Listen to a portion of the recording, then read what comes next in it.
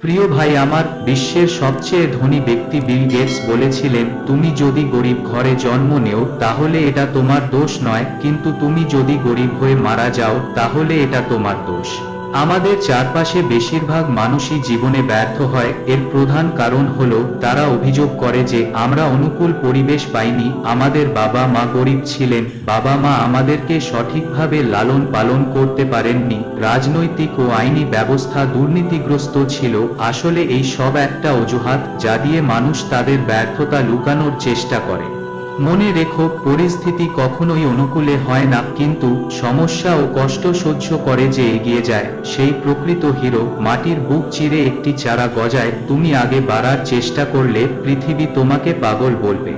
তাই লোকে যাই বলুক না কেন তোমাকে এগিয়ে যেতে হবে। লোকেরা তোমার সমালোচনা করবে, তোমার পথে বাধা সৃষ্টি করবে, তোমার বিরুদ্ধে ষড়যন্ত্র করবে, কিন্তু শোনো প্রিয় ভাই আমার, হতাশ হয় না, সামনে এগিয়ে যাও, তোমাকে এগিয়ে যেতে হবে। আর তুমি এমন কিছু করে তাদেরকে দেখাও যা তারা তোমার কাছ থেকে আশা করে না।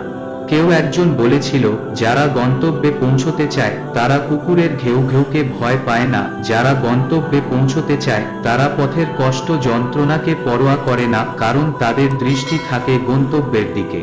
শোনো প্রিয় ভাই আমার, তুমিও যদি তোমার গন্তব্যে পৌঁছতে চাও, সুউচ্চ মর্যাদা পেতে চাও, পৃথিবীতে সুনাম করতে চাও, তাহলে তোমার হৃদয়কে প্রশস্ত করো, উদার হও, নিজেকে শক্ত করো, এতটা শক্ত করো যেন এই দুঃখ কষ্ট, এই যন্ত্রণা, এই দুশ্চিন্তা তোমার মনোবল ভাঙতে না পারে। এই পৃথিবীতে দুই ধরনের মানুষ রয়েছে। প্রথম ধরনের মানুষ ভোরবেলা ঘুম থেকে উঠতে পারে না, ভোরে ঘুম থেকে উঠা তাদের কাছে খুবই কষ্টকর মনে হয়, তারা তাদের কাজকে ভালোবাসে না, তাই তো তারা সবসময় ব্যর্থ হয়।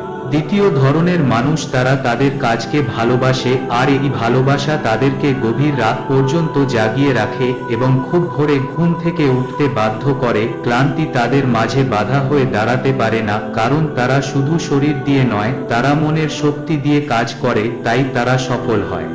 প্রিয় ভাই আমার, এখন তোমাকে সিদ্ধান্ত নিতে হবে, তুমি কি সাফল্যের হাসি হাসতে চাও নাকি ব্যর্থতার দায়ে কান্না করতে চাও।